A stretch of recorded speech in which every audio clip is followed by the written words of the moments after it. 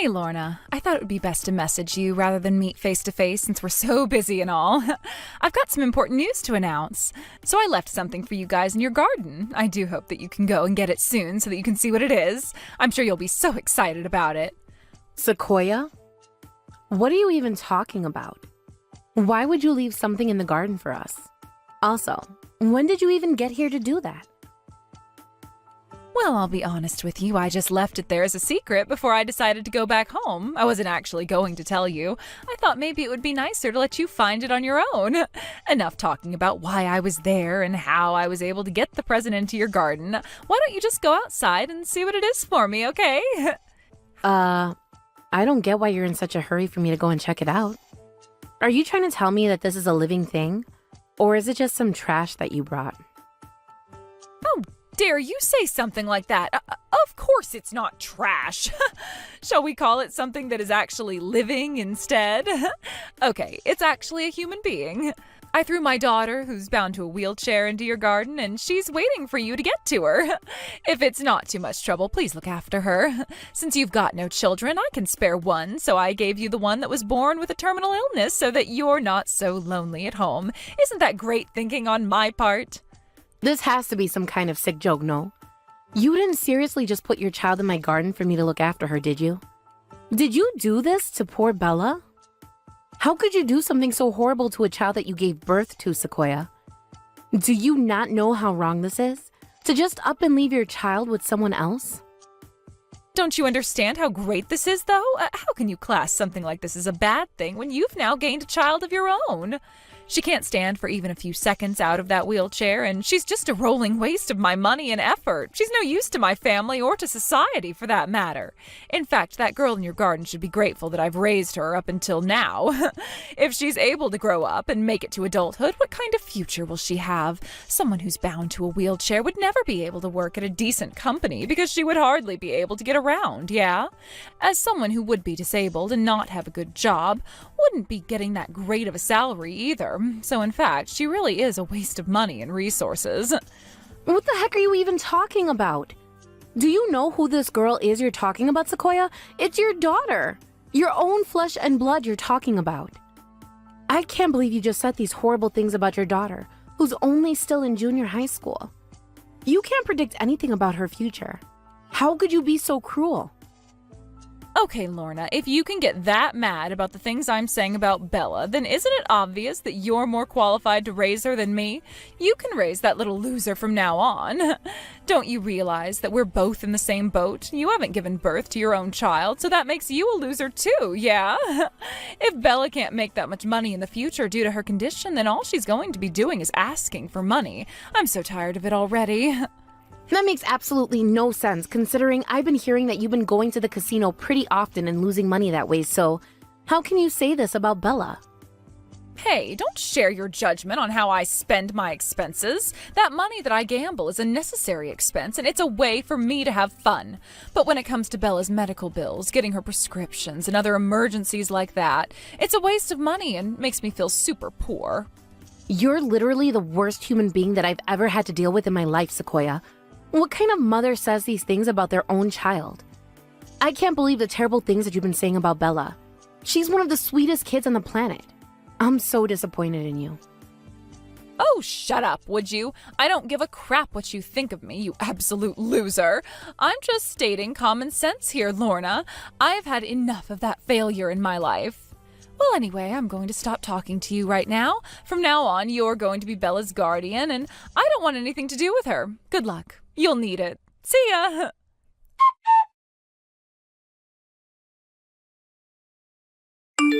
Hi, Auntie Lorna. I probably should leave the library about now, right?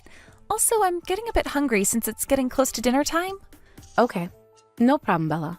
I'll come and pick you up now, so you just wait there a little longer, and I'll let you know when I arrive outside the door. Good job on your studying today, dear. Well, studying is something that I love to do, and it takes my mind off a lot of problems, so everything is fine. It's just a little annoying that I can't move my body the way I want to. I still want to study really hard, but I always have my mother saying in the back of my mind that there's no point in studying, and she didn't let me study that much at all. I'm sorry, I know you don't want to hear about my issues and that sort of thing.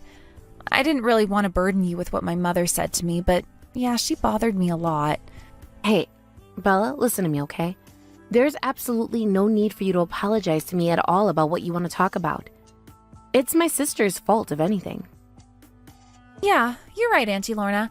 I totally get what you're saying. Neither my mom or my dad have ever thought of me as their daughter. I didn't know how to take that. They were always fighting about me, and they both looked down on me as if I was a nuisance. That's why I'm glad that my mom abandoned me that day in your garden. But I felt so bad because I was left with you, and you were forced to carry the same burden with having to look after me. I'm so sorry that you have to deal with that. Well, as you know, sweetheart, that your uncle and I don't have any children. So every day that we have with you, Bella, we enjoy so much. Really? You like having me around? That's so sweet of you to say, Auntie Lorna. Thank you for being so kind and taking me in when you didn't have much of a choice. But even so, what doesn't make any sense to me is why someone would just abandon their child like how your mother did. I couldn't believe her behavior. I really didn't think that she would dump me somewhere so good. To be honest, I thought that if she wanted to get rid of me for good, she would leave me in a river or a forest, so that there was no way that I could follow her back home. So I was so relieved when she left me in your backyard. At least I knew I was going to be with you and Uncle. Up until now, I thought that your parents were taking good care of you, but it seems like they were pretending to care about you. She acted like my good friend, but that was a lie. From now on, Bella, you're the one who can tell me what you want to do, and we'll do our best to provide whatever we can for you. Okay, my dear? You have no idea how much I appreciate you, Auntie Lorna. Thank you so much for taking me in and looking after me. I know it's hard, but just know that you're doing a good job.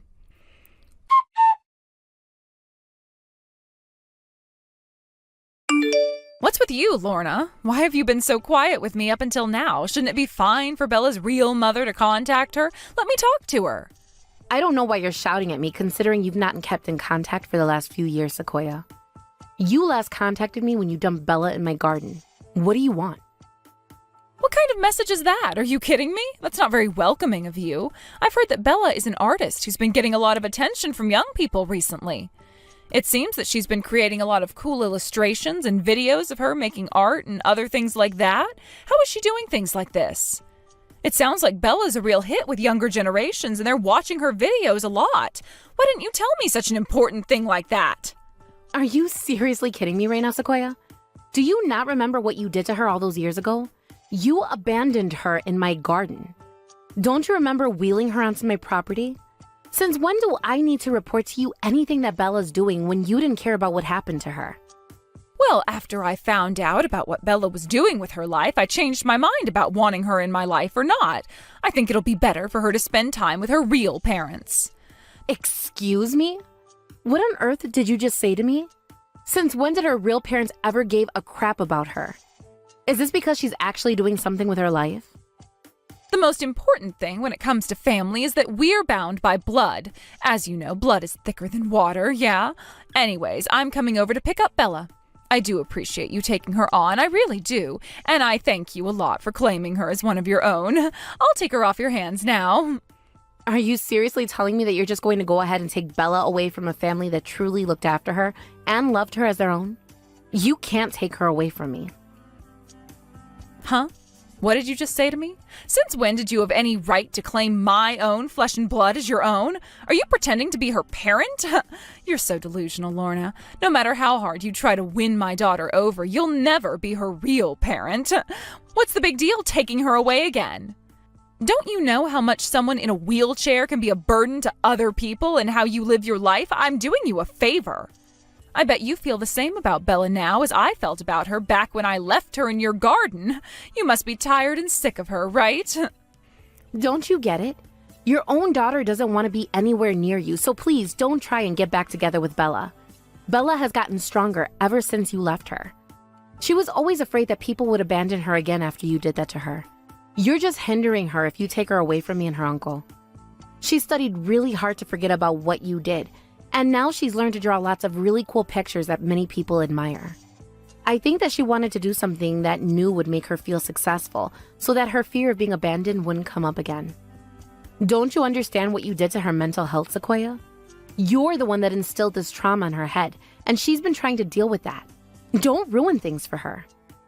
Well, don't you realize that she's got a right to refuse you looking after her now? You don't have to look after her anymore, Lorna. I am her mother, after all. Look, you need to get over this. I'll be coming to pick her up next time I'm close to your house, so please cooperate with me on this. There's no way I'm going to be handing you Bella over that easily, Sequoia. So no, I'm not going to cooperate on you with this.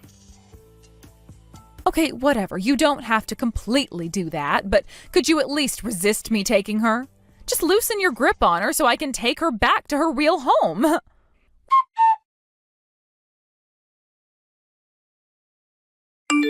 What the heck is going on here? Why on earth is Bella rejecting me when she should be happy she's being picked up by her mother?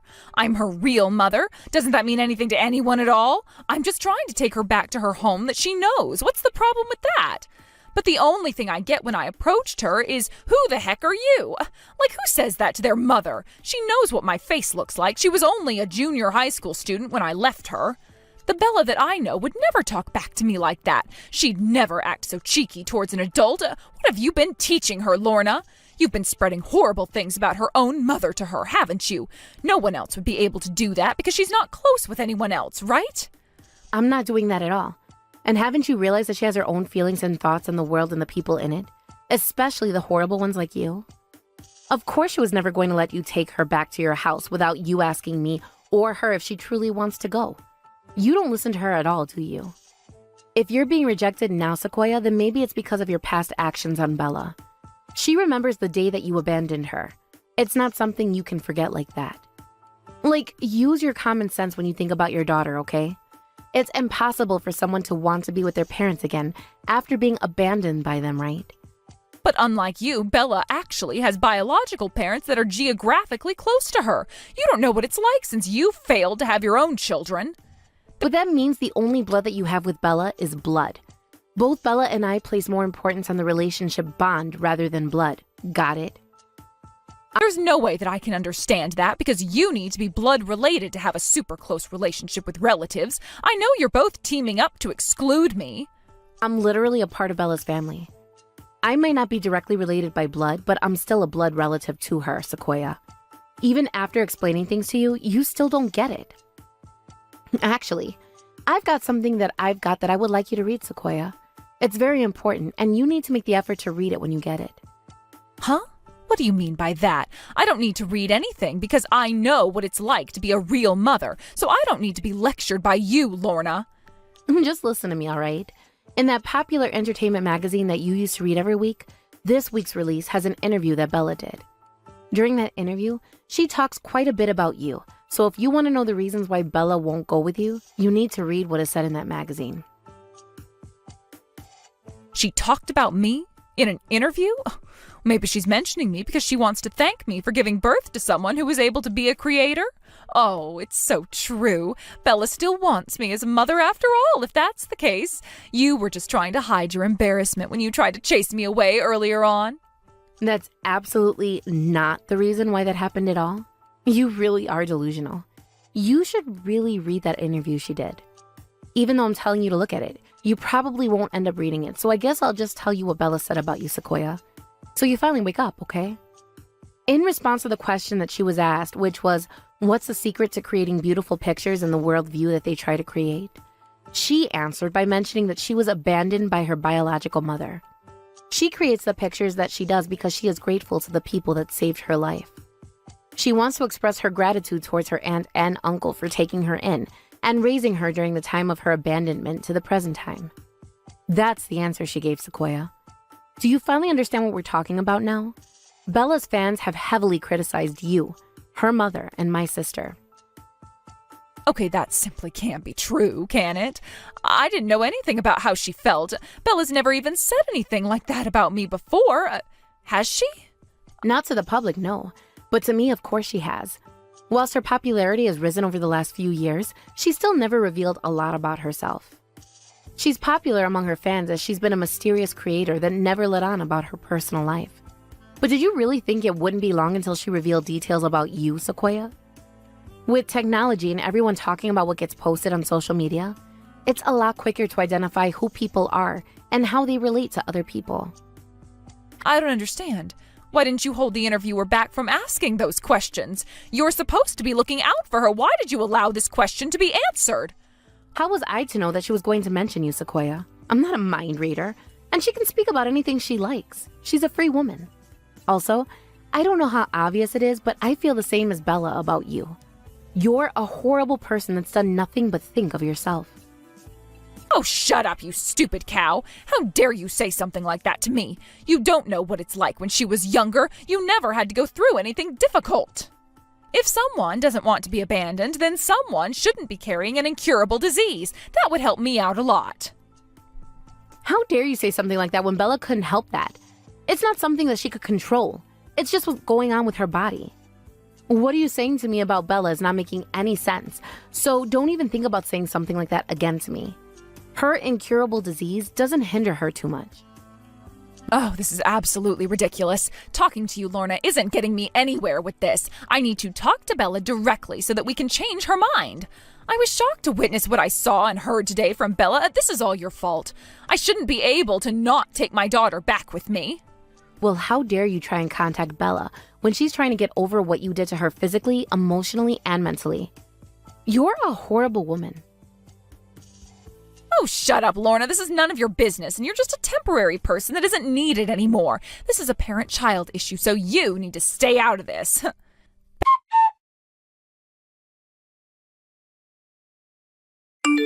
Bella, oh, I've been trying to contact you for a while now. It's your mother. I think the last time I spoke to you was when you were in junior high, so 8 years ago. You were surprised when I suddenly popped out of nowhere and came over to see you earlier, right? I hope I was able to convey my feelings properly to you. So now that you know how I feel about you being my daughter and wanting to get back together again, how about you come home and live with me and Dad again? Sequoia, since the day you abandoned me in Auntie Lorna's backyard, I've never thought of you as a mother. Don't think about bothering me anymore, all right? Oh, come, my dear, don't say things like that. We're mother and daughter, yes? We're blood, okay? Please come back home and live with us, Bella. You know, it's pretty obvious why you're approaching me right now in my life. You're not very subtle, are you? Do you really think I'm that dumb? Huh? What are you talking about, Bella? Why are you talking to me like this for? I'm just trying to reconnect with you. What's the big deal in that? It's because I finally found my purpose in life, and now I'm a very successful creator, and you heard about it somewhere, didn't you? You're trying to make my fame your own. Or are you trying to get close to me again because I'm earning money on what I'm doing and you never thought that I would? Let me tell you something right now, Sequoia. All the money that I've earned from the content I create and the artwork that I do in my studio is mine. I've got no intention of giving you a single penny. Excuse me, how dare you talk to me like this? How could you deny me this chance with you? I am your mother, for goodness sake. Whose body do you think you came out of? You being born with a serious illness was certainly unexpected for me. What you're currently successful at is because I was able to give you my talent. How can you be so confident in saying that it was all thanks to you? Have you lost your mind? You've got no idea what I've been through, even when I lived with you. Of course, I used to think about how you felt, especially when you were bound to that wheelchair of yours, Bella. But don't you think that I did? I really don't think you ever listened to me, but I guess I'll tell you now how I feel about you as a person, Sequoia. I don't have a single happy memory with you or Dad. When I was old enough to understand how you and Dad were talking about me, all you called me was a money-grubbing child and a total wreck of a human being. You also said that I was useless and wouldn't be able to take care of me when you got to be in your old age. You had no idea what I'm capable of. I know I'm disabled, but I can do things.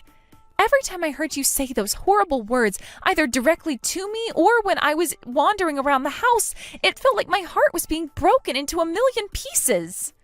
But that's just a fact, my dear, because it's going to be very difficult to look after you and push you around when I'm weak and tired, so there's nothing to be upset about, right? But on the plus side, you can make a lot of money for us as a family now, which is great. You can contribute towards the household. We won't make fun of you, Bella, ever again. Please don't worry about a thing. Just come home so that we can all start over and be a family again. We can make your life even better than it is now. Well, what if I stopped drawing and then I don't earn any money anymore, huh?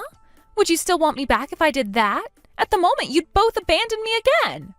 What the heck are you talking about? Don't talk rubbish, all right? You're not seriously planning on stopping your artwork, are you? That's a completely different story. I'm only just telling you because sometime I might want to stop.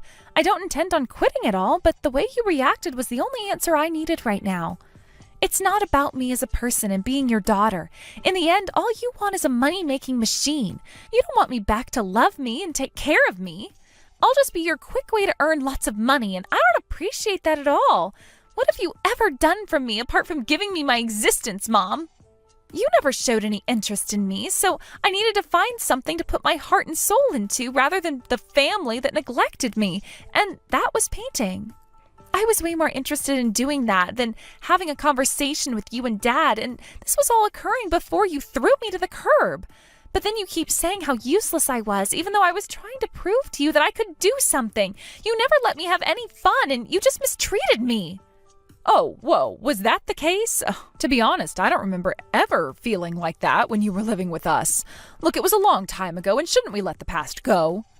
Wow, you really have blocked it out of your mind, haven't you, Mom? The art supplies I received from school that were my saving grace for a while were just thrown away in the trash because you never gave me the chance to show you what I could do. Even when I wanted to buy my own supplies, I was forbidden to by you. To be honest, the time that I spent with you and Dad was a really dark period of my life, and I hate looking back on it, but I have to so that I can move forward. But since I started living with Auntie Lorna and my uncle, they let me do what I want as long as I communicated in an open manner. Did you ever think about that with me? Definitely not. They knew what I was interested in. They talked to me like a human being. They knew I liked painting, so they asked me if I wanted to continue with it for a career. So no, my success at life isn't due to you just because I exist and you gave birth to me. It's all thanks to your sister, my aunt. She's the one that got me to where I am now. I want to share my talent with my aunt, and she is so proud of me for taking this chance and doing this for a living. She didn't use me like you're trying to do right now. For the sake of not letting that happen to me ever in my life, I never want to live with you ever again. You hardly know me, and I know you don't want to get to know me. Oh, I get what's going on here. I bet my own sister has brainwashed you so that you'd go against me when it came to coming back with me, yeah? Otherwise, I think it's so strange that you favor your aunt over your own mother. It doesn't make sense at all. How dare you do this to me? Don't let her in your head. Now, would you just quit this nonsense and just get into my car and come back to the house with me? Your dad and I miss you, and we need you so we can take care of you again. I should have known that you'd turn around and say something like this about Auntie Lorna. There's really no point talking to you about this after all. I'm happy enough with the life I've been given by my aunt and uncle, and I don't need a horrible mother that just wants to control my finances. No matter what you say to me from now on, there's no way that I'll ever go back to that horrible family home with you. Nothing you say will change my mind. You know what I really want to do right now? I want nothing more to do with you. You think you can just waltz in here and tell me what to do and control me again? That's not going to happen, Sequoia. You're no mother to me, and I don't want you anywhere near me or my aunt and uncle. I'm cutting ties with you right now. I'm going to take what you did to me when I was younger to family court. You neglected me, and I was emotionally and psychologically abused. You made my life a living hell.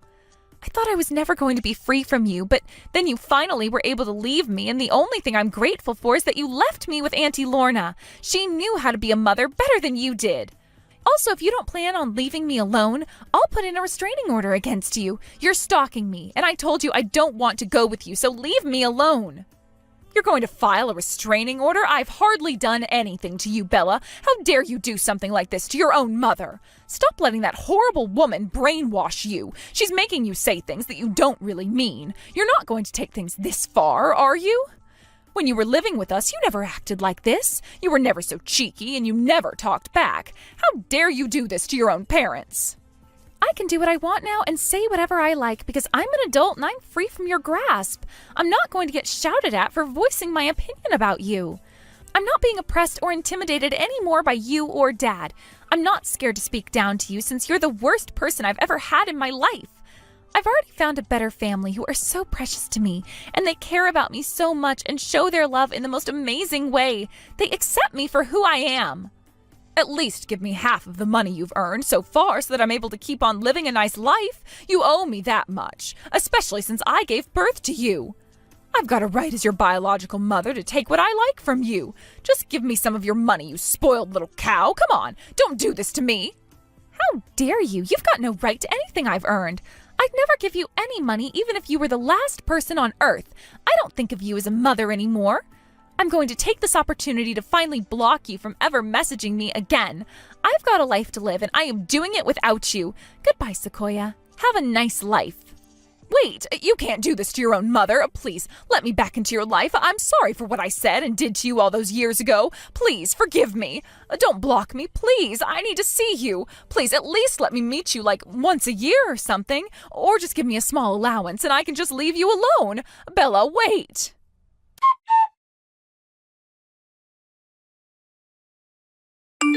After that huge fight that Bella had with Sequoia, her mother ended up running away with her husband in the middle of the night to escape their rising debts. That's why she was desperate to get money out of Bella so that she can start paying back the bank loans. But their night runaway failed and he was unable to escape from the demands of their debtors. It seems they're going to file for bankruptcy. Undeterred, Sequoia voiced her story online, which backfired on her in the end.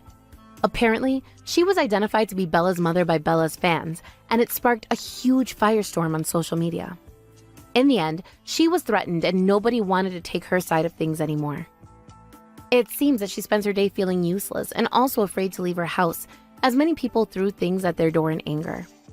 Since this rocky part of their life, Bella has been working energetically on her creations. She's decided to hold a solo exhibition for her fans. Her gorgeous manager invited Bella out to celebrate her success in the event. She was blushing with excitement and she was struggling to respond to her attractive manager. Maybe she's got a crush on him. You know, New Year's is a big deal in our family because we have 40 relatives gathering together. Preparing for it is incredibly hard work. I can't have you underestimating how we do things around here. Since you've married into this family, that's just how it is. Of course, I'll give you some instructions, but don't think you can rely on me too much, okay? Finally, we've reached the point of passing the torch to the next generation, so I'm looking forward to relaxing this year. Judith? With all due respect, I think I mentioned before, but I'm due to give birth around New Year's, so I might not be able to handle all the preparations. I thought I made that clear already. Huh? I don't recall asking for your opinion. This is just how things are done in our family, and your reasons don't matter. New Year's is New Year's. It's a family event, so you're going to handle the preparations. As I've mentioned, there's a chance I might actually be in labor during that time, or I could be in the hospital. I'm sorry, but for this year, would it be possible for you to take charge of the preparations? Of course, if I'm physically able, I will definitely help out. Huh? How many times do I have to say this? My son got married, and now that you're his wife, we're finally passing on the responsibility. I've been doing all the New Year's preparations for years now, and it's been a tremendous amount of work. But now, I finally get to graduate from that. I've been looking forward to this moment for so long. I can't wait to have a New Year's where I don't have to do anything, so you'll be working hard this year. But realistically speaking, it might be difficult for me. Why are you complaining about this now? As a mother-to-be, you should be able to handle something like this with ease. You can't let anything throw you off. I understand that, but... I said I'm not interested in your opinion, didn't I? If you don't like it, why don't you try changing your due date? That's impossible. Surely as someone who's experienced childbirth, you understand that I can't control when the baby will come, right? Not my problem. Got it? This year, I'm not lifting a finger to help. But this is really out of my control. Since we can't predict exactly when the baby will be born, it could happen earlier or later. If it happens later and I'm available, of course I'll help with the preparations. But if I'm not able to, I'd really appreciate it if you could assist. I've told you already, I don't care. Oh, by the way, I have a drinking party with the neighbors starting soon, so I'm off. See ya. Judith, wait. Please, I'm begging you.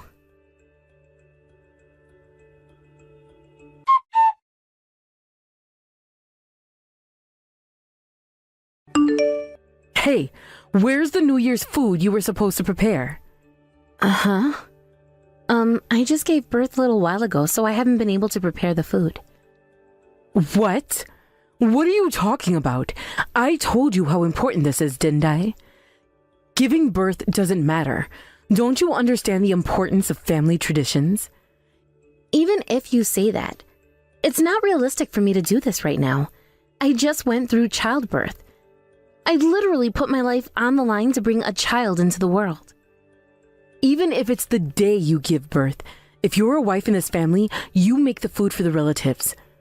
Don't use childbirth as an excuse. Get discharged right now and prepare food for 40 people. Are you serious? Of course I am. Don't just lie around lazily in a hospital. You married into this family, so you work like one of us. Understood. I'll come over now. As you should. Even if it takes you all night, you better get it done. Yes.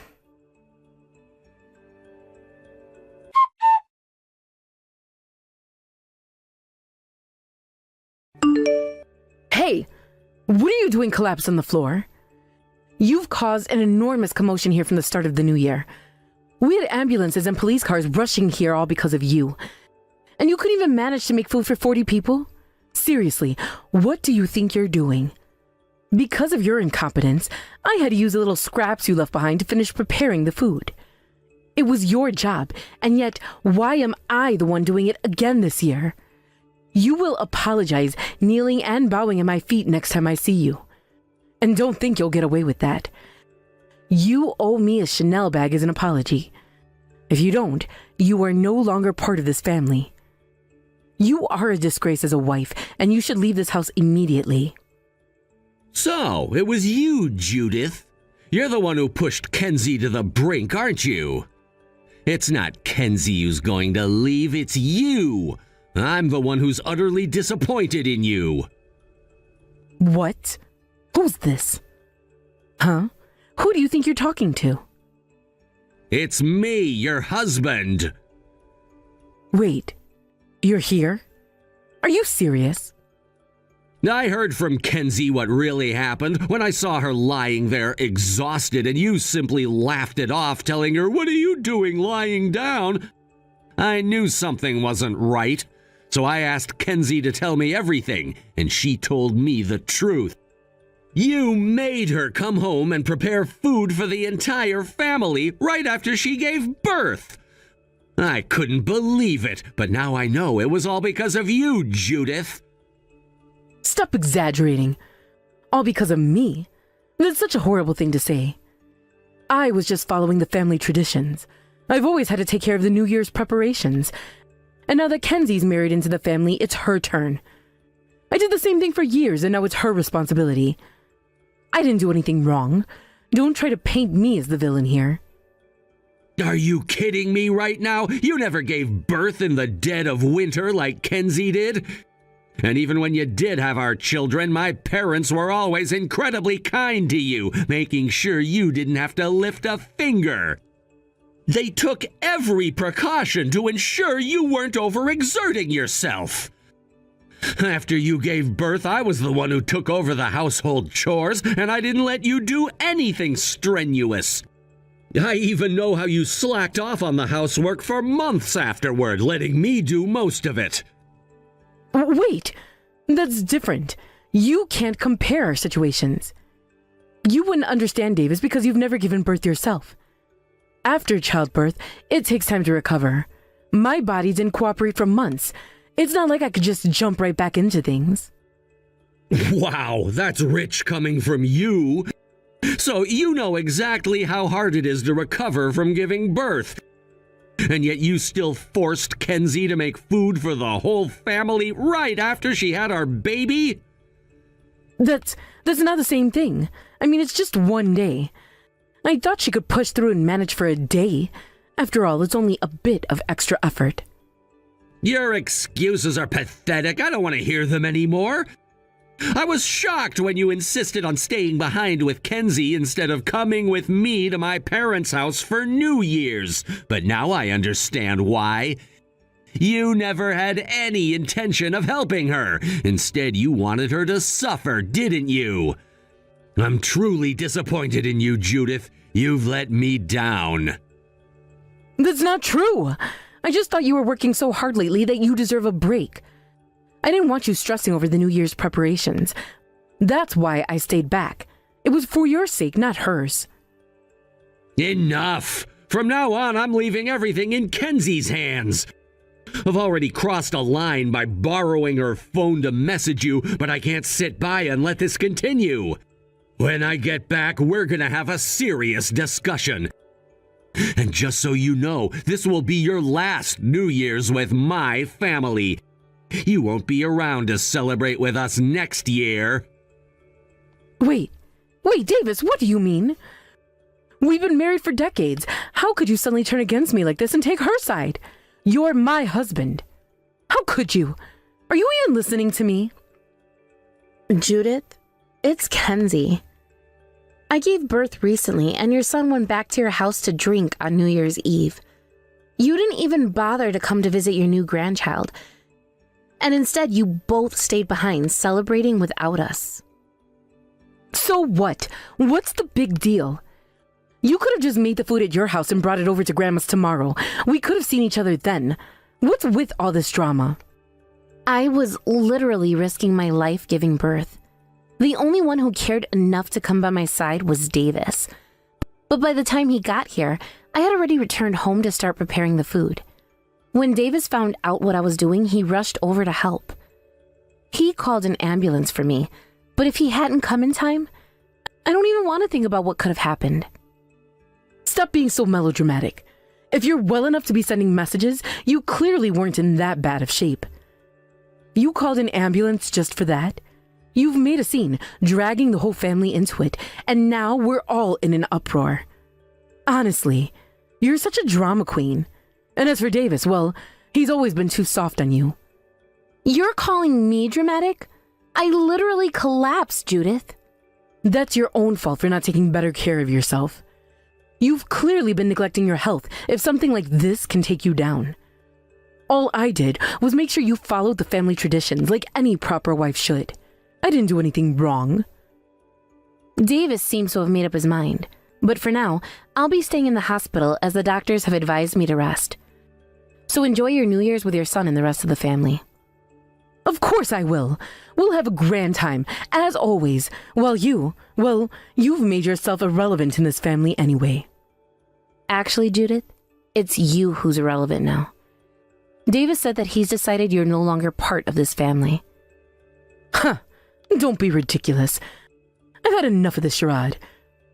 I don't know if it's a charade or not, but Davis seems pretty serious. He's planning to divorce you. What? Divorce? That's impossible. We've been married for so many years. There's no way we're getting divorced. If anyone's getting divorced, it's you and my son. You're the one who should leave this family. No, Judith. Davis is fed up with your cruelty. He's done with you. Oh, please. You must have brainwashed him or something. My bond with Davis is stronger than anything you could ever imagine. Our marriage is solid. It's yours that's falling apart, not mine. And let me tell you, my son has been complaining about you nonstop. He says you've gained so much weight since getting pregnant that he can't even look at you as a woman anymore. It's no wonder, really. You've been lazing around, stuffing your face with junk food every day. You know, Judith, you really love running your mouth. But I'm done with this conversation. I'll come to your house once I've fully recovered, and we'll settle things properly. Until then, this is goodbye.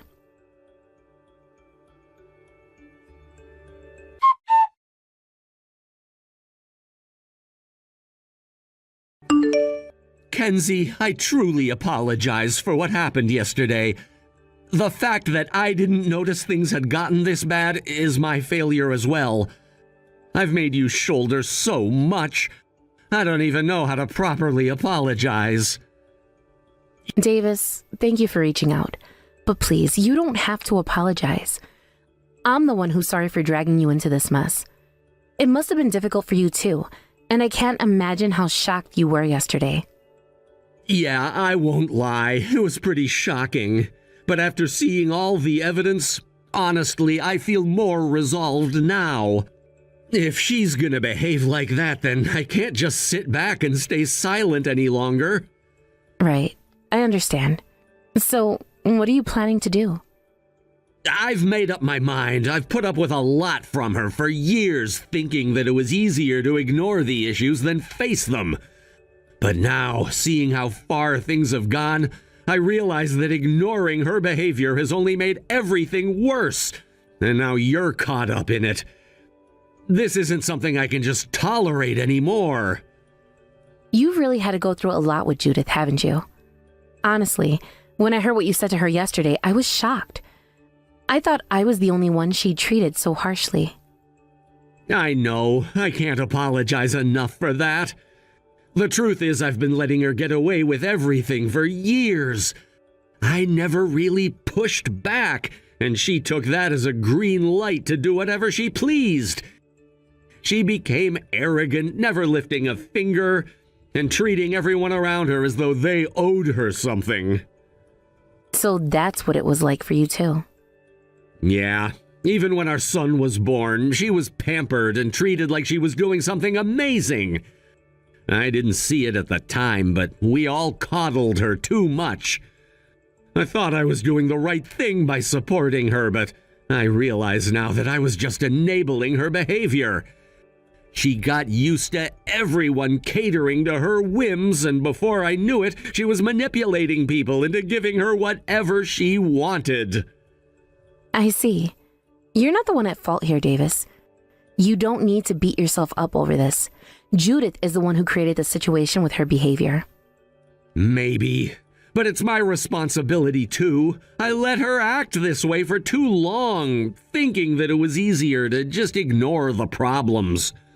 But now this situation has escalated beyond anything I could have imagined.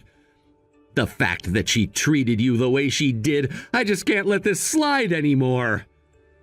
I'm glad to hear that you're taking action. It's been tough, but knowing that you're standing up to her gives me some peace of mind.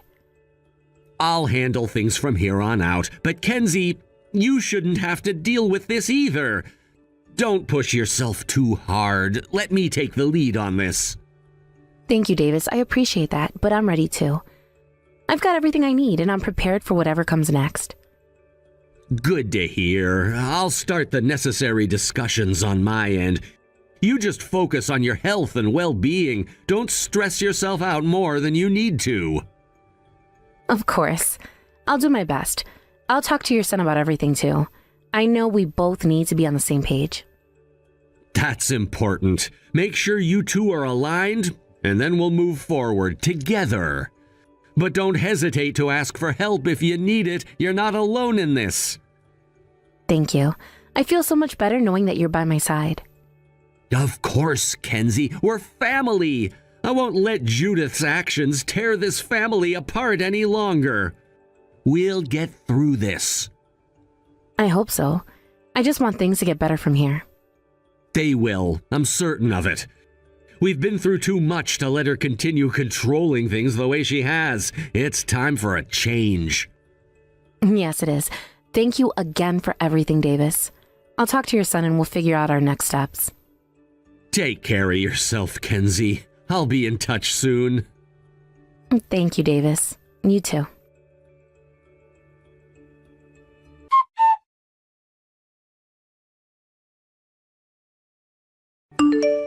What have you done? How could you say something so outrageous to my husband? Oh, I see you've heard about it right away. That's quite ironic coming from you. You have no idea how shocked I was when I learned the full extent of everything.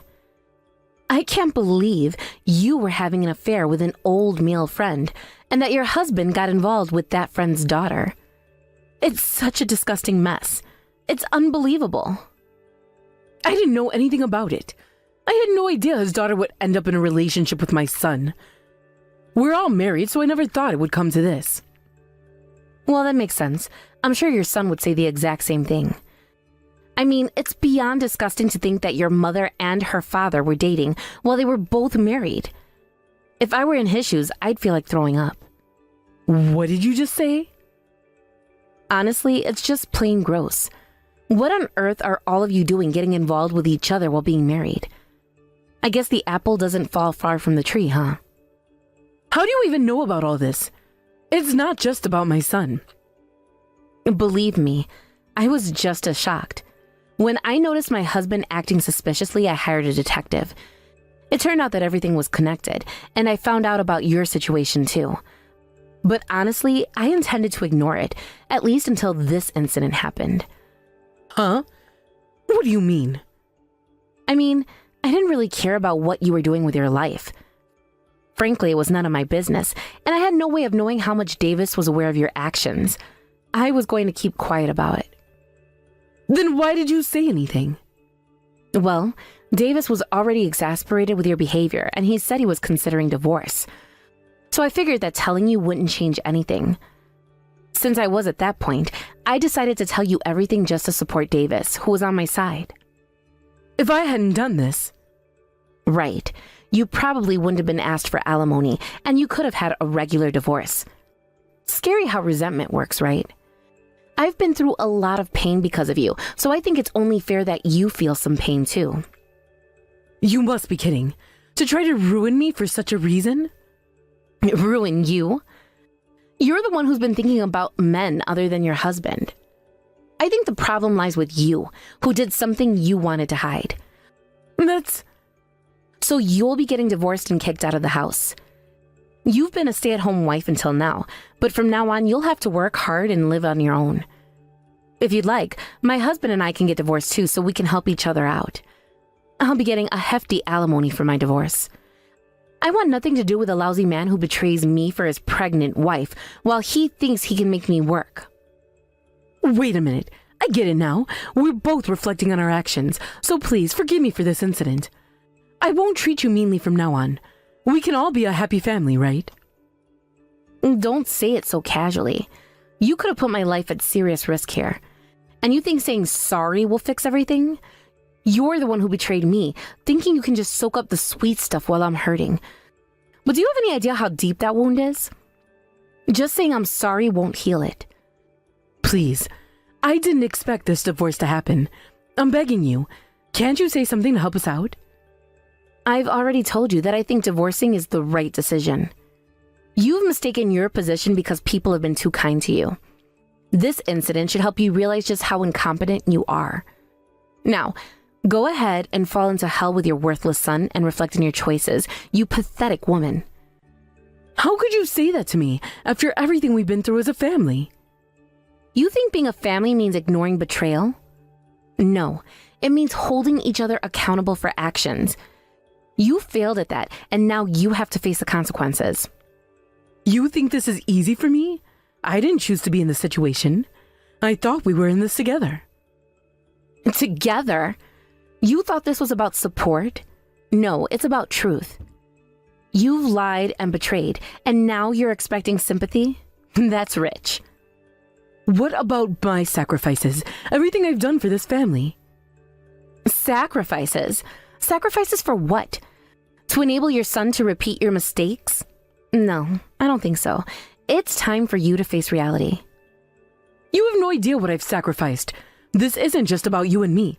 It's about our families. And what about my family? Do you think I'm just going to sit back and let your actions destroy everything? No way. This is all so unfair. Unfair? Try to put yourself in my shoes for a moment. You think this is just about you? I'm the one left picking up the pieces. I never intended for any of this to happen. I thought we were family. Family doesn't betray family. That's the lesson you need to learn. You've caused this mess, and now you expect me to clean it up? No. Please, I'm begging you. You've begged enough. Actions have consequences, and it's time for you to deal with them. I can't believe this is happening. Believe it. This is your reality now. You've made your bed, now lie in it. I never thought it would come to this. Well, now you know. It's time to wake up and smell the coffee. Can't we just sit down and talk this out? We might find some common ground if we just listen to each other. Talk it out? What do you think we are, friends? You've betrayed my trust, and you want to sit down like nothing happened? I'm not saying we should ignore it. I'm just suggesting that we find a way to move forward without further conflict. Move forward? You shattered trust. How do you expect to just move past this? I understand, but we have a history. We can't just throw that all away. History? You mean the history of deceit and betrayal? That's not something I want to build on. It doesn't have to be like this. Can't you see that we both have made mistakes? Mistakes? You call what you did a mistake? This isn't just a simple error. This is a betrayal that has real consequences. I regret it. I truly do. Can't we find a way to make amends? Amends? You think saying you're sorry is enough? It doesn't work that way. You have to face the fallout of your actions. I understand that, but can't we just talk it through? Talking won't change what you've done. I need time to process this, and you should too. I'm willing to wait. I just don't want this to be the end of everything. It's already changed everything. You need to accept that. I will accept it, but I want to at least try to fix this. Fix it? You've broken things beyond repair. The trust is gone. There is nothing left that you can do besides going and rotting in hell, Judith. Goodbye forever.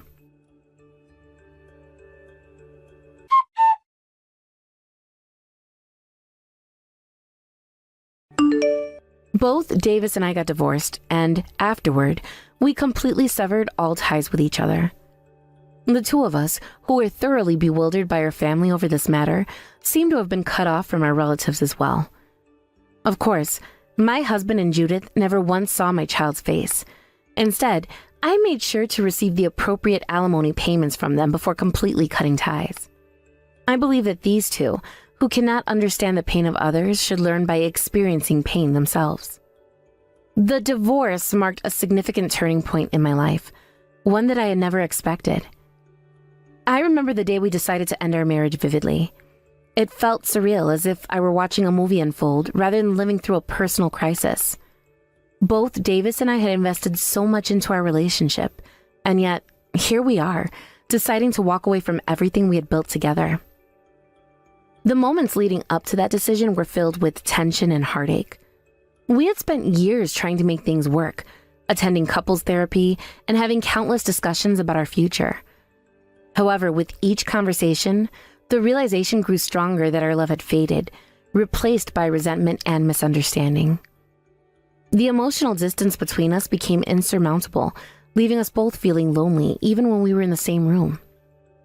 After the divorce, we agreed that it would be best for both of us to cut off all contact. This decision was not easy, but it felt necessary. We had grown into different people, and the foundation of our relationship had crumbled under the weight of unmet expectations and unresolved issues. Severing ties seemed like the only way to allow ourselves to heal and to move on without the constant reminder of what we once had. In the aftermath, it became painfully evident how our decision had affected not only us, but also our families. They were invested in our lives, and the news of our divorce left them reeling. I could see the shock in their faces, the questions that hung in the air, and the disappointment that lingered. They had witnessed our journey as a couple, celebrating our milestones and supporting us through challenges. Now, they were faced with the reality that we were no longer a united front. Our families attempted to understand what had gone wrong, often asking questions that felt intrusive and painful. What happened? Why couldn't you work things out? Is there any way to fix this? These questions were a reminder of the heartbreak we had experienced, and I struggled to find the words to explain our situation without oversharing or delving into the painful details. I wanted to be honest, but I also wanted to protect myself and my child from the judgment and scrutiny that often come with a divorce. As time passed, the tension with our families only seemed to escalate. It felt as though we were both on trial, with our relatives dissecting our choices and emotions. In the end, it became clear that this fracture in our marriage had created a rift in our families as well. Relatives who once supported us began to distance themselves, unsure of how to navigate this new reality. I felt the weight of their disappointment, as if I had let them down by failing to uphold the ideals of marriage and the family they held dear. As we distanced ourselves from our families, I found solace in the thought that I was protecting my child from any unnecessary complications. I had no desire for my child to be caught in the crossfire of our divorce. I knew that introducing my child to Davis and Judith would only complicate matters further. I envisioned a future where my child could grow up without the emotional burden that often accompanies broken families. I made a firm decision. My child would not meet Davis and Judith. It wasn't out of spite, but rather a protective instinct. I wanted to create a nurturing environment where my child felt safe and secure. I wanted to shield them from the conflicts that could arise from a complicated family dynamic. This choice, while difficult, felt necessary to ensure that my child could thrive without the added weight of our adult issues. With the financial aspects of our separation resolved, I focused on moving forward. I ensured that I received the appropriate alimony payments, which allowed me to maintain a sense of independence. I was determined to provide for my child and create a stable life, free from the turmoil that had defined our past. The financial support was not just about money.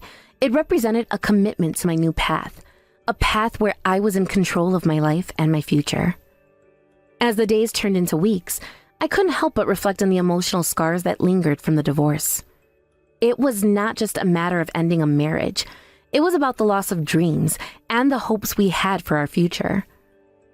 I grappled with feelings of sadness and anger, often wondering if I had made the right choices. The grief of letting go was heavy, and I found myself questioning everything: my decisions, my worth, and my ability to love again. Through it all, I recognized the importance of understanding pain. I believe that both Davis and Judith were unable to comprehend the hurt they had caused, as they seemed to live in their own world, blissfully unaware of the consequences of their actions. I felt a deep sense of frustration toward them. They had moved on with their lives, seemingly without a second thought about the emotional turmoil that enveloped me. I often thought that perhaps they needed to experience pain themselves to truly grasp the weight of their actions. I didn't wish them harm, but I wanted them to understand the complexities of human emotions. Pain has a way of teaching us invaluable lessons about empathy, kindness, and the fragility of relationships. I hope that one day they would face their own struggles, forcing them to confront the reality of their choices and the impact they have on others. The journey toward healing was not linear. It was filled with ups and downs. There were days when I felt strong and empowered, embracing my newfound independence. I explored interests that I had long neglected, rekindling old friendships and discovering new passions. I focused on self-care, understanding that healing takes time and that it was okay to grieve the loss of my marriage. In contrast, there were also days when the weight of loneliness felt unbearable. The silence in my home could be deafening, and I missed the companionship that had once brought me joy. I felt like I was on an emotional roller coaster, with moments of hope followed by waves of sadness. I realized that I needed to allow myself to feel these emotions fully, to acknowledge the pain without judgment. Gradually, I found strength in vulnerability. I began to open up to friends who had supported me throughout this journey. Their understanding and compassion were a balm to my wounded heart. I cherished the moments we spent together, sharing laughter and creating new memories. Their presence reminded me that I was not alone in this process and that support could be found in unexpected places. As I began to embrace this new chapter in my life, I also focused on my child. My love for them was unwavering, and I wanted to ensure they felt secure and cherished. I was determined to create an environment where they could thrive, where love and understanding were the cornerstones of our lives. I made it a priority to instill values of empathy and kindness, teaching my child the importance of recognizing the emotions of others. I wanted to raise a compassionate individual who could understand and connect with people from all walks of life. I wanted my child to grow up knowing that it was okay to feel pain and to learn from it. I shared stories about resilience and the importance of understanding others' experiences. In retrospect, the divorce was a transformative experience. It forced me to confront my own beliefs about love, relationships, and self-worth. I learned to embrace my identity beyond being a wife and mother. I discovered the power of self-love and the importance of setting boundaries. The pain I had endured became a catalyst for growth. It taught me resilience, the ability to rise from the ashes and forge a new path. I emerged from the darkness with a clear understanding of who I was and what I wanted from life. I became determined to create a life filled with joy, purpose, and love, both for myself and my child. As I look back on my journey, I feel a sense of gratitude for the lessons learned. Each challenge shaped me into the person I am today. I now embrace my future with open arms, ready to face whatever comes my way. The road ahead is filled with possibilities, and I am excited to embark on this new adventure. Hey, Shelly. Is now a good time to talk? I'm really sorry to pry, but I just feel like I kind of have to ask. Why were you eating out of a dog bowl earlier? Is there something going on that I should know about? I see that. I was just kind of surprised to see that. Oh no. Did you really see me doing that? Oh, that is so embarrassing. I am so sorry that you had to see something so strange. I hope it didn't put you off too much. No, sorry. I'm not asking because I was upset by it or anything like that. I guess I just wanted to know why it is that you were doing that. I mean, is there a reason why you were eating out of a dog bowl? Is that something you do often around here? Oh, don't worry. It's totally fine. There is nothing to worry about when it comes to that at all. It's just a little something I do now and then, but it really is nothing to worry about in the slightest. I'm sorry, you just enjoy eating your meals out of a doggy bowl? Is that really what's going on around here? Because if that's the truth, then I really don't care what you do as long as it's safe and you enjoy it, of course. But if that's the truth, then I don't see why you would want to hide it. I mean, when you're eating out of there, you look like you didn't want anyone else to see what you were doing at all, you know? You got me there. I was just lying about doing it now and then. I don't even know why I said that to begin with. But the thing is that I just broke some plates and there weren't any more in the house. So since I broke the plates, I told everyone that I wouldn't mind having to take my meal out of the doggy bowl, like you saw. I see, but that's the other thing. My family doesn't own a pet at all. So I don't even understand why they would own a doggy bowl to begin with. Shelly, please.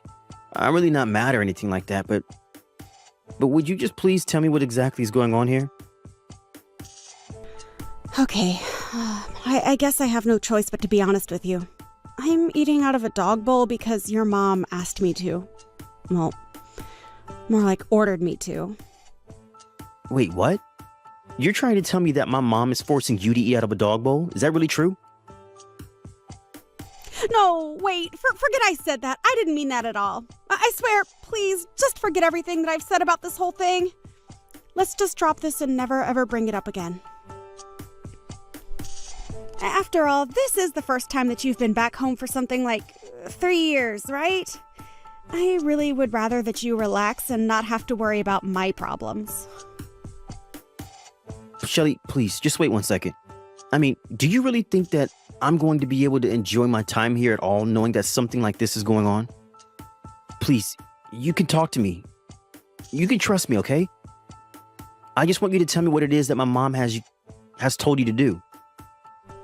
Well, if I tell you what's been going on around here, do you promise not to tell another soul? I mean it, you can't tell anyone else at all what I'm about to tell you. Do you understand me, Charles? Of course, you have my word that I'm not going to mention any of this to anyone else. Now, can you please just tell me what the heck is going on around here? It's true. What I said about your mom ordering me to eat my meals out of a dog bowl is all true.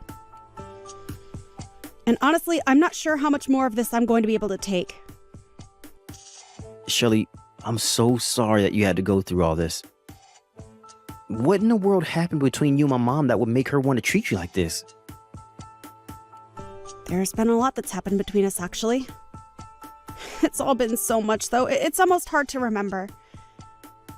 At first, it wasn't this bad, though. She would complain about my cooking and start throwing away my food. Then she even started throwing away my belongings that she said were useless and taking up space around the house. She even threw away all my makeup. She told me that if I had time to be putting on makeup, then I should have time to clean around the house. But I had so many nice products. I don't know what to say. Shelly, I am so sorry. This is all just so horrible to hear. What makes it even worse is that I don't think anyone has a clue about any of this. But it isn't all your mom's fault, so please don't think that. It's almost my fault. It's my fault for being such an idiot. And you know how much of a perfectionist your mom is. So anytime I made a mistake, she would always let me know that I was wrong right away. But over time, she would do with the insults and put downs, and it just got worse. Shelly, please. Shelly, please. You can't blame yourself for any of this.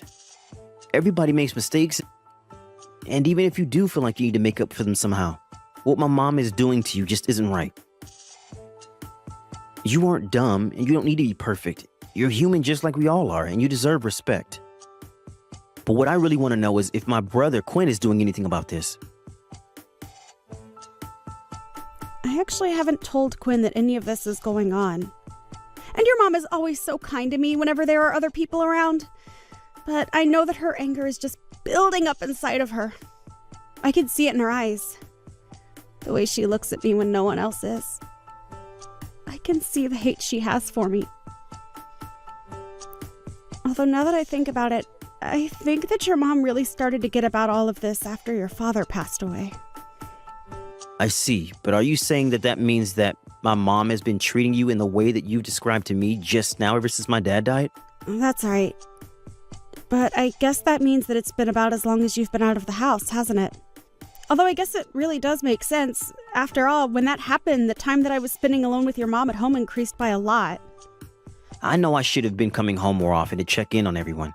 I'm so sorry that you've been dealing with all of this, Shelly. I'm even more sorry that I didn't notice so I could put a stop to it. Please don't blame yourself for any of this, Charles. It really isn't your fault at all. I wasn't trying to make you feel bad for what's been going on with me. Now look at what I've gone and done. I've made you feel guilty about something that you have nothing to do with. Shelly, you really are too nice, but did you realize that? I think it might do you some good to be just a bit more mean or angry from time to time. I mean, if everything that you've told me is true, that means that my mom has been treating you like this for the last 3 years. Has it really only been 3 years? I don't believe it. It feels like it's been much longer than that. But I still don't get it when I think about it. I mean, your mom was such a nice lady when the two of us first met. I think that's part of the reason why I blame myself so much for what's going on. I just assume that whatever caused the change in your mom must have been something to do with me. I know what you mean. I've noticed things changing for my mom as well. I've noticed her attitude getting worse and worse. But still, I just never thought in a million years that my mom would get this bad. I mean, I don't care what's happened between the two of you. To make you do something like eat out of a dog bowl is just unacceptable. I know, but I'm trying to tell you that it's really not as bad as it seems. I mean, I love dogs. I really do.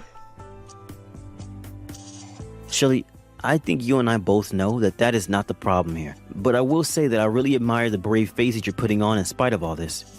I mean, to have been subjected to this kind of treatment by your own mother-in-law? Well, anyways, just remember the promise that you made to me, okay? You promised me that you wouldn't tell anyone at all about this, remember? Yes, I know. You won't have to worry about this at all, but I'm going to have to talk to my mom about this, of course. I mean, I know that you don't want this to continue, right? You can't actually be happy living this way. Well, I'll admit that it's not fun. It's actually really hard. I mean, I'm sure that it is. And you don't deserve to be treated like this. So please just leave everything to me. I'm going to make sure that something like the things that you've been going through never ever happen to you again. Charles, thank you so much. For everything. I mean it.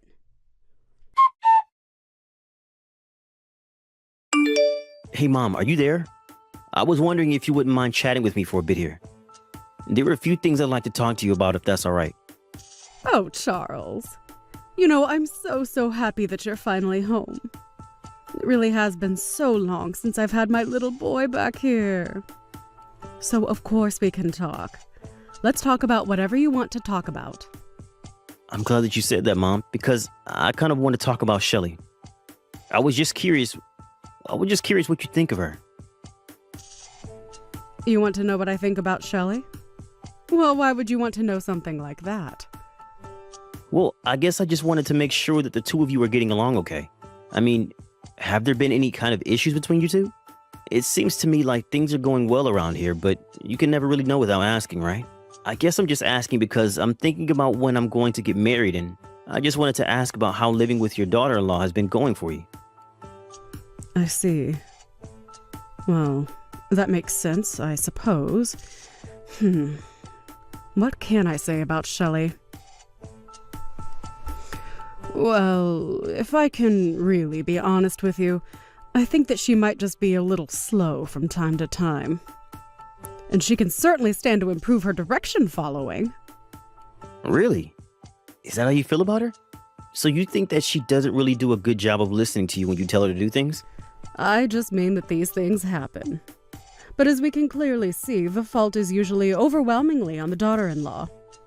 But what else can you really expect with how spoiled the younger generations are these days? That's why it's up to the ladies of my generation to whip these young girls into shape and make sure they know how to be good wives for their husbands and good daughters-in-law to us. Although, I suppose, given how sensitive people your age are these days, some people might actually call this bullying. I see. Well, I guess now I feel I have at least a better sense of how you think about Shelley. Thanks for telling me all of that. Well, of course, I would never ever hide any secrets from you. Besides, I'm sure that you know what I'm talking about after coming here and interacting with her. So I guess that means that you would be saying that you've been pretty strict in terms of how you've been interacting with Shelley then? Of course I have. She's left me with no choice in the matter at all. And as her mother-in-law, I just had to take it upon myself to make sure she flies straight. But now I'm curious, Charles. Has Shelley told you anything about me at all? I just know that she can be such a crybaby sometimes and will tell the craziest fibs about how horrible I am, just to try and get people to feel bad for her. No, of course not, Mom. Shelley hasn't told me anything bad about you at all. It's just that this is the first time I've been home in I don't know how long. And anyways, I guess I was just a little surprised when I saw that Shelley was eating from a dog bowl the other day. I'm just curious. Did you tell her to do that, or did she choose to do that on her own? What was going on with that? Of course I was the one who told her that she had to eat out of the dog bowl. You have no idea the lengths that I have gone to try and get that girl to fix her life. But all she does is cry and cry about how unfair her life is. I know that all she's really trying to do is get out of doing things like taking care of the house, like what she is supposed to be doing. So that's why I made her start eating out of the bowl. If she wants to act like an untrained dog, then she'll eat like one until she learns. Mom, are you for real? Do you really think that is any way to treat another human being? And just what is that supposed to mean? I've already explained to you that I'm doing what I'm doing in order to make Shelley into an even better person. So you really think that you're doing all of this for Shelley's sake? If that were true, then why don't you treat Shelley the way that you have been treating her in front of my brother, huh? I mean, I was talking to him a bit about this, and he told me that he had no idea that Shelley was going through any of this. So if you were keeping it from him, it must have been because you didn't want him knowing what you were doing, right? Of course not. You're getting this all wrong. I just didn't want to give your brother any more to worry about. You know how busy he is with work things all of the time. I just didn't want to take up more of his time with something like this. After all, what matters most is that he's able to concentrate on doing his work. But I still don't understand. What is it about Shelley that makes you hate her so much? What did she do to you? Again, Charles, you're getting this all wrong. I never ever said that I hate the girl. The thing is, though, is that she's just a bit dim and she needs someone to tell her how to be the best version of herself that she can be. And she can do that by listening to every little thing that I have to say to her. It really isn't my fault that she's so useless. But I can assure you that I am doing everything in my power to make sure that she doesn't stay that way forever. You should be thanking me for all I'm doing. So you really think Shelley is useless, Mom? I have to say that I'm really shocked. I just didn't think that you were this kind of person. I mean, you've given so many different excuses about Shelley, but all I'm hearing is that you just plain don't like her. Isn't that right? And so what? It's my house, and I'm allowed to like or dislike the people that are staying here. After all, she's the one that married my son and moved in with me. I get that, Mom, but still. Can you really not see just how horrible you've been treating her? I don't care what you think. I know what's best for her. And I am doing what I am doing for her sake. She has to eat out of a dog bowl until she remembers what it's like to be a good person. But anyways, enough about that dumb girl. You shouldn't be letting her ruin the time that you have being back at home with your family. I can't do this anymore, Mom. I don't want anything to do with you ever again. As far as I'm concerned, you are not my mom. What do you mean by that? Are you really going to act this way because of the way I treat some dumb girl who couldn't take orders correctly to save her life? You know, I really wanted to believe that I wasn't getting the whole picture, that I was missing something that would explain this whole situation and make it all make sense. But I'm afraid that it's just as I feared. Maybe even worse than I feared. But I'm afraid that if this is the way you want to choose to treat people, then I can't call you my mom. Charles, what in the world are you going on about? I mean, you haven't been home to visit your family in 3 years, and this is the way that you're going to behave? Surely you didn't come all this way back home just to get into a fight with your family, right? I'm sorry, Mom, but there's nothing to fight about. I know what I need to do now. I've made up my mind. You are not my mother anymore. Please, Charles, you're just acting ridiculous right now. I mean, what in the world has gotten into you? You used to be such a sweet boy who would always listen to what I said. Are you really going to try and ruin things with your own mom just for this dumb woman? Why do you have to insult her in every breath that you mention her, Mom? Why can't you just let Shelly live the way that she chooses to live? Why do you have to try and control every bit of her life? I'm sorry, Charles, but you don't live here and you don't know what it's like sharing a space with her. I am only doing what I have to do in order to keep my house running. And how in the world does making her eat from a dog bowl accomplish that, huh? What is even the point of that? It is part of an elaborate system of rewards and punishments that I've set up for Shelly, if you must know. You mean it goes even bigger than this? You have this whole thing systemized? Now that really is just taking things way too far, Mom. What is the matter with you? Don't you have any shame at all? I'll give you one more chance to own up to the horrible way you've been treating Shelly. And just what do I even have to own up to? I know that I'm right, and that's the end of it. I don't have anything to own up to or admit because everything I've been doing has been right. Okay then, Mom. Okay then, Mom. If you're really going to be like this, I think I have to ask you to leave the house. Excuse me?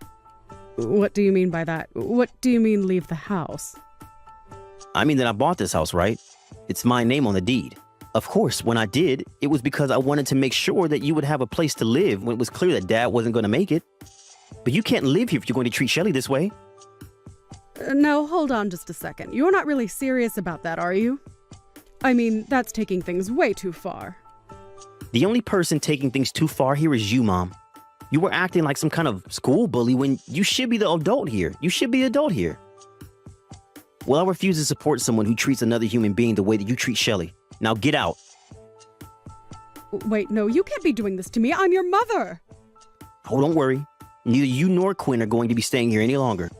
What is that supposed to mean? What are you trying to pull here? I've noticed that Shelly has bruises on her knees and back. I tried to ask her about where those come from one day, and she refused to tell me. Well, I could tell from looking in her eyes that it was as I feared.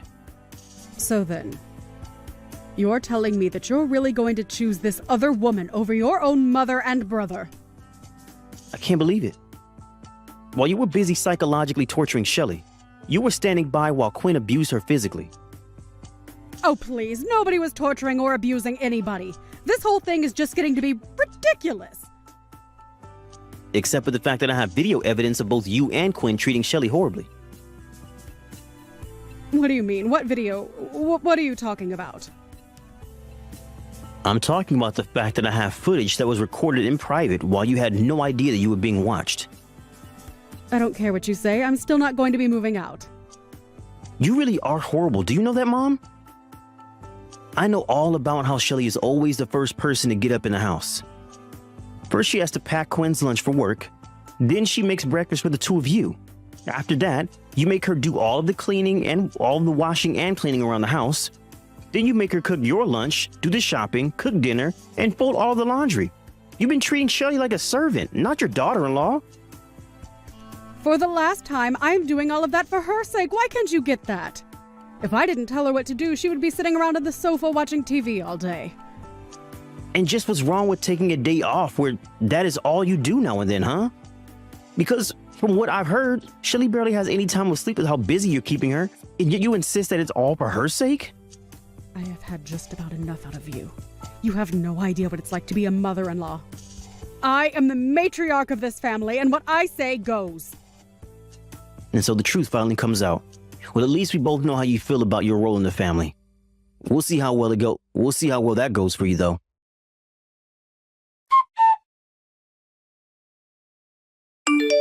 How could you do this, you horrible, evil woman? How dare you go and tell my son about what's been happening? Don't you realize what you've done? You've gone and ruined my whole family. Dee, what do you mean? I haven't done anything. I haven't told anyone anything, I swear. Don't you play stupid with me. I know that you told Charles all about what you and I have been getting up to here. And now, thanks to you, Charles is throwing me out of the house. Do you realize that? Just what are you going to do to fix this? But I didn't even do anything. I really didn't, I swear. Oh, please. The least you could have done would be to try and confront me yourself instead of send my son to fight your battles for you. This is exactly why I knew that it was up to me to train you well. But clearly you don't even know the meaning of the word gratitude, or else you wouldn't have done this. I have had just about enough out of you, Dee. Excuse me? What did you just say to me? How dare you talk back to me? Don't you realize just how much trouble you're in right now? Oh, shut up already, won't you? Do you really expect me to be grateful for what you've put me through? You've done nothing but make my life a living hell ever since I moved here. What?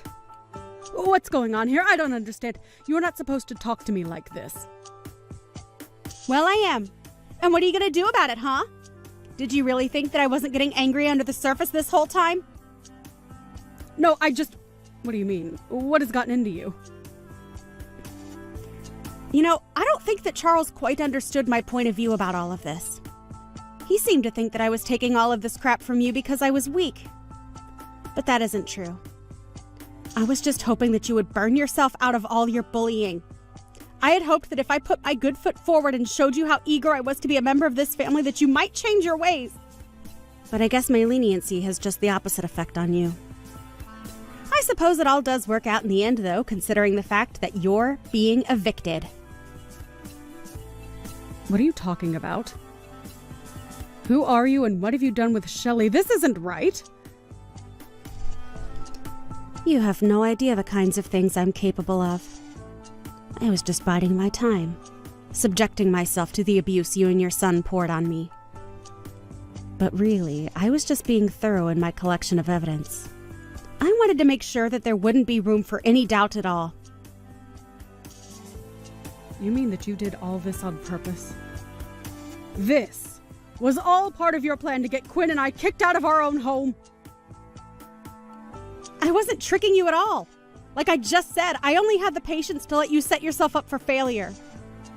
I knew it was only going to be a matter of time, and I guess that time has finally come for you. And now you and your no-good rotten son are going to end up homeless on the streets. There was no trick, though. Just good old-fashioned patience. You're horrible. I didn't think that you were like this. You lied to me. Sorry, shouldn't you and Quinn be packing? I can't imagine that Charles is going to let you stay around here that much longer, right? I don't believe this. You're really going to go through with this. You're going to kick your own mother out onto the streets? But I still don't get it. How can you choose this ugly, stupid girl over your own family? It doesn't make any sense. And that's just it, Mom. Unlike you, I don't only see people in the way that they can do things for me. You were nothing but a horrible, manipulative woman to Shelley, and it's clear she needed to be free of you. But son, surely you must know that I don't have any money. I don't even have a job. What am I supposed to do? Please, we're family. You were supposed to take care of me when I got older, not abandon me like this.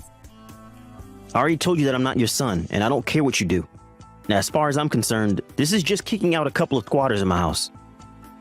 You don't really mean that, right? That's horrible. Don't you dare even start with me about what's horrible and what's not. It's clear to me that you haven't done any reflecting about how awful you've been treating Shelley at all.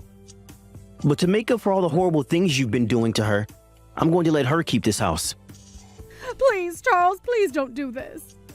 I promise that we won't ever treat her poorly again. How about you save all your excuses for the judge? I'm sure that a court is going to pay a lot more attention to what Shelley has to say than what you did. That was the last time that I messaged my mom. After that, I blocked her and everything. I realized that she would only pester me about not punishing her, but she would never admit that what she did was wrong. After that, her and Quinn were forced out of the house. I heard that the two of them moved into a tiny cramped apartment together. I suppose they really couldn't afford a better place after settling out of court with Shelley about all the horrible things that they had put her through. I offered Shelley the house, of course, but she said there were too many painful memories there and decided to sell it instead. It's been a few months since all that happened. I haven't heard from my mom or brother ever since. And as for Shelley, we still keep in touch. I've heard that she has a new boyfriend and he's much more kind and respectful to her than Quinn ever was. Shelley even told me that she was pregnant and asked if I wouldn't mind letting her child call me uncle. I think we both realized that we lost people in our lives that we had thought were precious to us.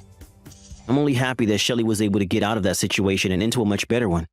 But I'm very grateful that she still remembers me and keeps me close.